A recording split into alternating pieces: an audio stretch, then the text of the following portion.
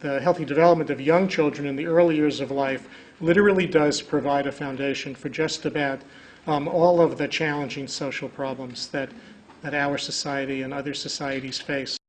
What we're learning, not just from behavioral and developmental research, but also now from exciting developments in neuroscience and molecular biology, is how much early experience from birth, in fact, even before birth, how much this experience literally gets into our bodies and shapes our learning capacities, our behaviors, and our physical and mental health. The brain is basically built from the bottom up. First, the brain builds basic circuits that are responsible for basic skills, and then more complex circuits are built on top of those basic circuits as we develop more complex skills. Biologically, the brain is prepared to be shaped by experience. It's expecting the experiences that a young child has to literally influence the formation of its circuitry. It's built into our biology. The interaction between genetics and experience that shapes brain architecture is embedded in the reciprocal relationships that children have with the adults in their lives. And by that we mean what we refer to as the serve and return nature of children's interaction with their adults. Development and the impact of experience on development is not a one-way street. It's a back and forth interaction.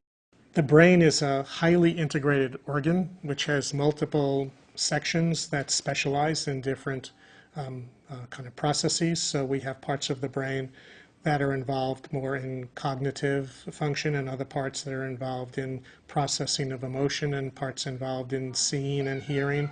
So if a child is emotionally kind of well put together and socially competent, that will affect more positive and productive learning. And if a child is preoccupied with fears or anxiety or is dealing with considerable stress, no matter how intellectually gifted that child might be, his or her learning is going to be impaired by that kind of emotional interference. So when we talk about healthy development in the early years, and particularly when we talk about preparing children to succeed in school, we cannot separate cognitive development from social and emotional development. You can't have one without the other.